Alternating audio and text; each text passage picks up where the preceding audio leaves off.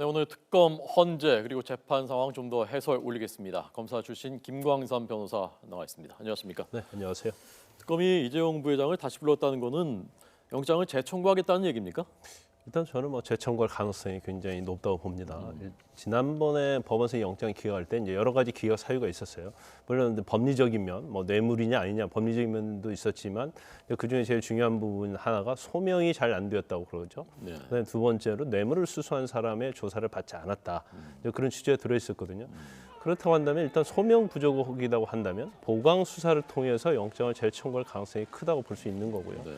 또 뇌물 수수에 대한 조사가 되지 않았다고 했는데 일단 최순실 씨에 대해서는 조사를 했어요. 네. 그리고 이제 박근혜 대통령에 대해서 대면 조사를 하려고 하는데 결국 청와대와 어떤 조율이 안 되고 좀 어떻게 보면 청와대 측의 거부로 인해서 지금 조사를 못 하고 있지 않습니까? 그래서 지금 특검 자체에서는 어차피 대면 조사 너무 늦어질 가능성이 크기 때문에 일단 이재용 부회장에 대한 이제까지 보강적인 수사 이런 여러 가지 합쳐서 보면 영장을 재청구하면 영장이 발부될 가능성이 굉장히 높다. 네. 이렇게 판단하고 있을 가능성이 크다고 봅니다. 네. 그때와 지금하고 비교하면 지금 말씀하신 소명, 그러니까 네. 범죄 혐의가 있는지 더 밝힌다는 얘기인데 어떤 점이 더 소명된 겁니까? 아마 특검에서는요. 지금 그 당시 영장 청구 당시에서는 미르재단에 관련된 부분과 그다음에 최순실, 정의라 지원, 승마와 관련된 지원 그 합쳐서 한 430억 됐지 않았습니까? 네. 그런데 아마 그 뇌물과 관련된 금액이 더 많아진 건 아닌 것 같아요. 단지 왜 이런 지원을 하게 됐느냐에 관해서 대가성이 있었다. 그럼 대가성이 있다는 것이 많은 부분이 명백해지면 뇌물될 가능성이 크다는 거죠. 네. 그래서 이제 여러 가지 이제까지 보강 수사를 통해서 밝혀진 부분이 여러 가지가 있는데 일단은 그 정유라 승마 지원과 관련해서 220억 원을 지원했는데 작년 10월부터 그게 좀 문제가 커졌지 않습니까? 그 이후에 삼성이 그걸 무효로 하고 새로 250억 원을 지원하는 새로운 계약을 했다. 네. 그런 부분에 특검이 아마 보강 수사를 통해서 증거를 확보하고 있는 것으로 보이고요. 네. 그다음에 두 번째는 순환 출자와 관련된 부분입니다. 그러니까 삼성물산과 제일모직이 합병을 한 다음에 이게 굉장히 순환 출자 고리가 굉장히 강해졌거든요.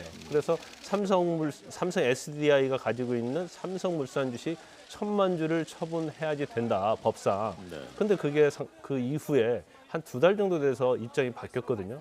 그 안에는 그 청와대로부터 압력이 행사됐다 보는 거예요. 그래서 1,000만 주에서 500만 주로 바뀌었는데 이건 엄청난 금액으로 따지면 엄청난 거거든요. 그거 자체는 어떤 뇌물과 관련된 부분이 있다고 보고 있는 것 같고요. 그다음에 또 그 어떤 입법 과정이 있었는데 이제 중간금융지주회사라는 입법을 하는 과정에서 사실 일반적으로 지주회사를 만들려고 하면 금융지주회사를 만들어야 하고 또 일반 지주회사로 가야 합니다.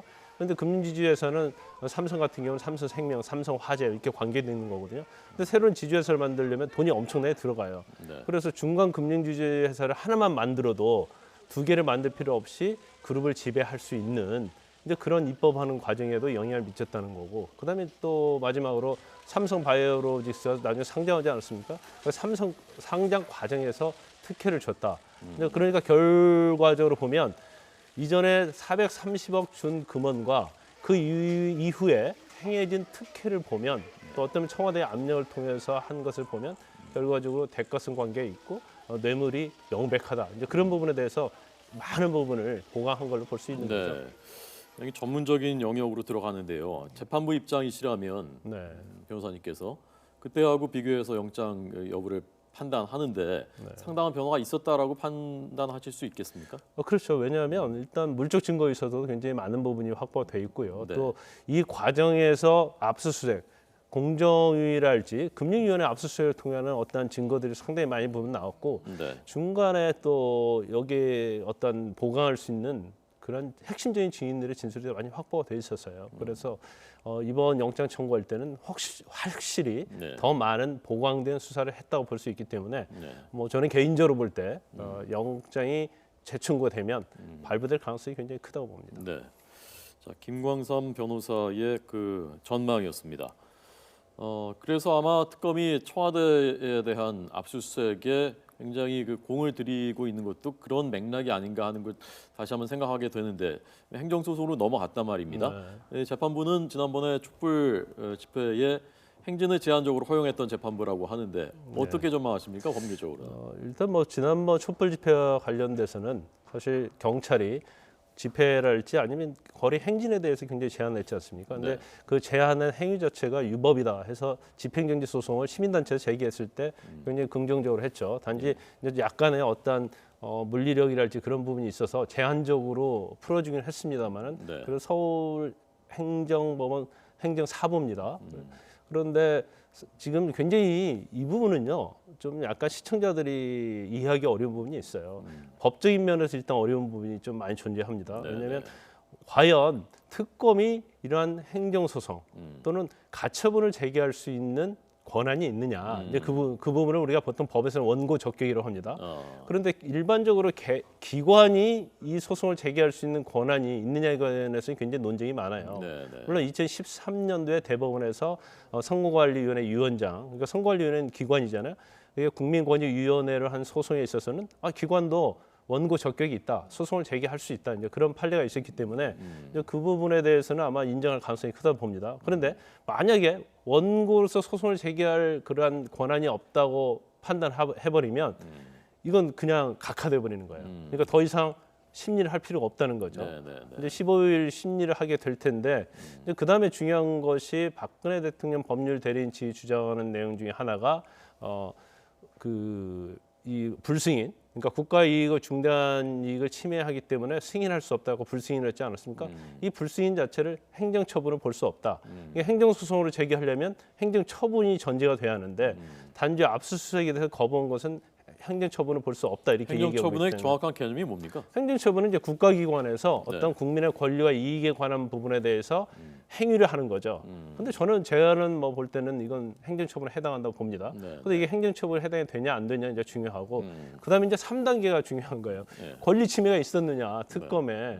그럼 특검은 수사하는 기관인데 특검이 어떤 권리 침해를 했느냐. 그런데 특검이 사실은 국민을 위해서 수사하는 거잖아요. 네. 그리고 또 여러 사람이 고발을 했어요. 그럼 고발한 사람들의 권리를 침해한 것이 아니냐. 네, 네. 이제 그렇게 법원에서 판단한다고 한다면 네. 결과적으로 청와대 측의 불승인은 위법한 행정처분이기 때문에 이걸 취소하거나 아니면 변경해야 한다. 이제 그런 결정이 나올 수 있는 거죠. 네, 자 모레부터 심리를 시작한다고 하니까요. 아마 시간이 오래 걸리지는 않을 것 같습니다.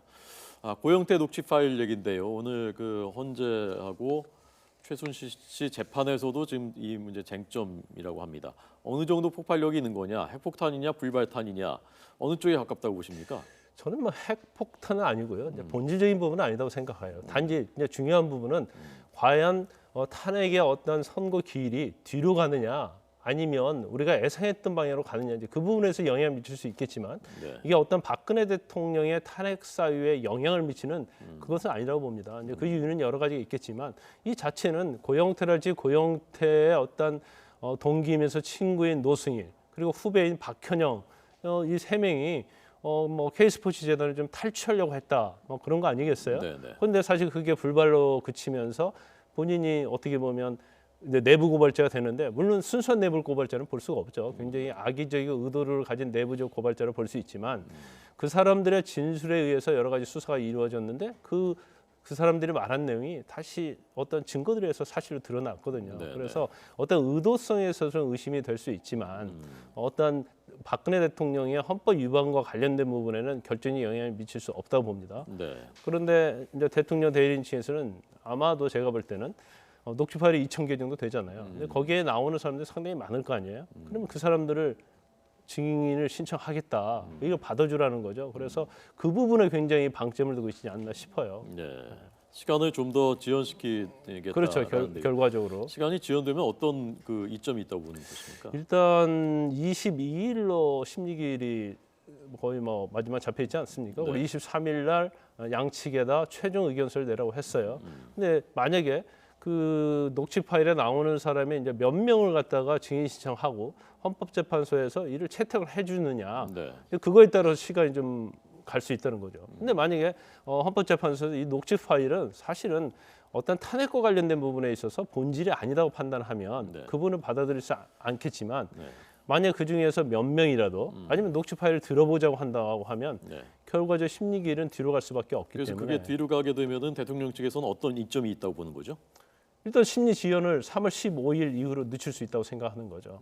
지금 박근혜 대통령 법률대리실은 어떠한 방법을 썼어라도 3월 13일 이후에 그리고 헌법재판관이 7명일 때 탄핵의 어떤 결과를 받겠다는 그런 취지거든요. 그때 되면 결과가 뒤집힐 가능성도 있다. 그렇죠. 그렇게 그래서 된다고 이제 보는 것이고요. 지연을 시키는데 굉장히 중점을 두고 있는데, 네. 근데 사실 이게 그 내용 자체를 보면요, 내용으로 보면 박근혜 대통령한테 꼭 유리한 건 아니에요. 녹취 파일이요. 그렇죠. 네. 왜냐하면 그 내용 중에 그렇게 나오잖아요. 박근혜 대통령은 최순실이 없으면 아무 일도 못한다. 뭐 그런 내용도 나오고요. 네, 네. 그 다음에 지금 3명이랄지 여러 명이 모의해서 K스포츠 재단이니까 WK를 갖다가 빼앗으려고 한다. 이 말은 최순실 씨 말과 좀 굉장히 대비되죠. 최순실 씨는 본인들이 주도적으로 해서 이걸 운영하려고 했다 하는데, 아니 본인들이 주도적으로 설립하고 운영했다고 한다면 이거 뺏을 이유가 없잖아요.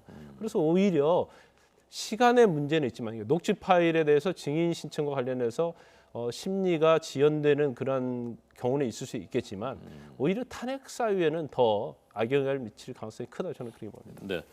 자, 검사 출신인 김광삼 변호사의 분석 들었습니다. 고맙습니다. 네.